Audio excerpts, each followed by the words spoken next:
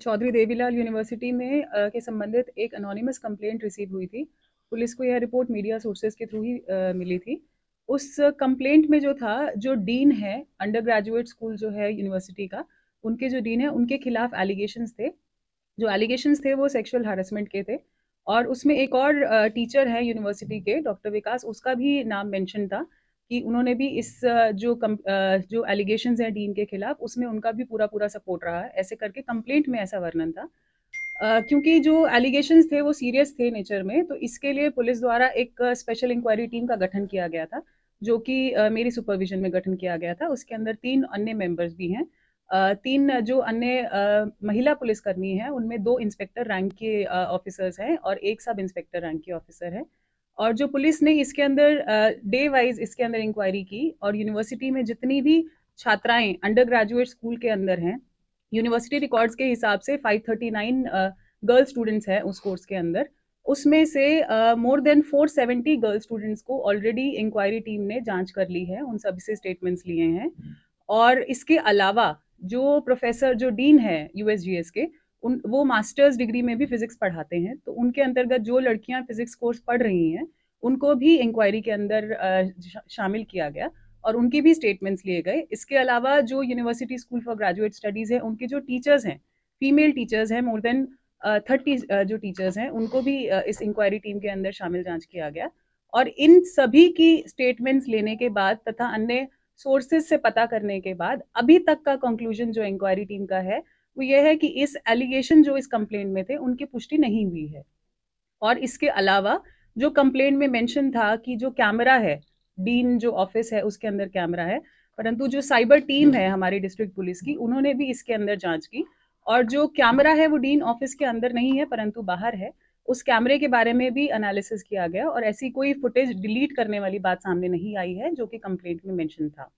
इसके अलावा भी और भी जितने भी तरीके हो सकते हैं इंक्वायरी करने के डिफरेंट सोर्सेज से, पुलिस द्वारा वो भी, उनको भी शामिल किया गया जांच में, परंतु अभी तक किसी भी तरीके की पुष्टि नहीं हुई है।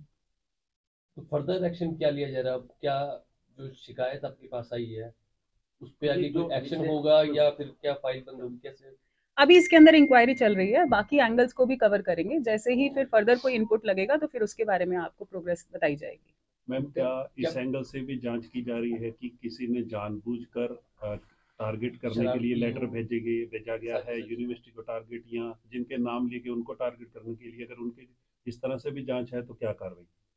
इस बारे में भी कुछ ऐसे यूनिवर्सिटी द्वारा, जो वहाँ के टीचर्स हैं, जो स्टूडेंट्स हैं, उस द्वारा कुछ बातें ऐसी आ रही हैं कि इंटरनल रिफ्ट को लेके किसी द्वारा हो सकता है जानबूझकर कंप्लेंट दी गई हो, परंतु इसके अंदर अभी तक कोई कंक्रीट बात सामने नहीं आई है और इस एंगल पे भी इंक्वायरी चल रही है।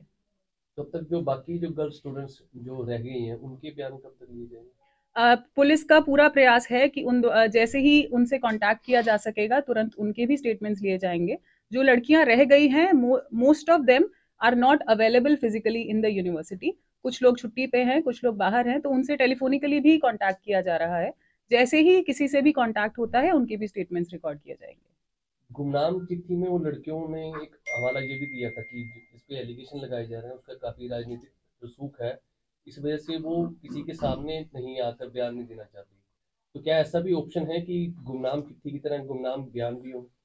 बिल्कुल, हमने हर तरीके से इंडिविजुअली लड़कियों से पूछताछ करने का पूरा प्रयास किया है, जब अकेले में भी किया गया है, ताकि यूनिवर्सिटी का कोई भी स्टाफ आसपास उस टाइम पे ना हो। तो हर तरीके से लड़कियों को मोबाइल नंबर्स भी, मैंने अपना खुद का मोबाइल नंबर भी लड़कियों को दिया है कि इन केस वो सामने आकर बात नहीं करना चाहते हों तो फ़ोन पे बता सकते हैं, टेक्स्ट मैसेज के थ्रू या फिर व्हाट्सएप के थ्रू, या फिर फ़ोन करके भी बता सकते हैं, परंतु इन सब के बावजूद अभी तक कोई भी ऐसी बात सामने नहीं आई है। मैडम, कई प्रोफेसरों का नाम, जैसे पत्रकारों की जानकारी के मुताबिक कई प्रोफेसर इसमें संलिप्त है जी। ऐसा माना जा रहा है कि उन्होंने पत्र भिजवाया है। कहाँ से भेजा गया है, इस मामले में कौन से डाकघर से भेजा गया है? जैसे मैंने अभी आपको बताया कि ऐसी बात आ रही है, यूनिवर्सिटी के अंदर से ही ऐसी बातें आ रही हैं कि हो सकता है इंटरनल रिफ्ट के कारण किसी प्रोफेसर या किसी टीचर या किसी ने भी, हो सकता है, जानबूझकर यह कंप्लेंट दी हो। इस एंगल पे भी इंक्वायरी चल रही है, पर इसके बारे में अभी कोई कमेंट नहीं कर पाएंगे।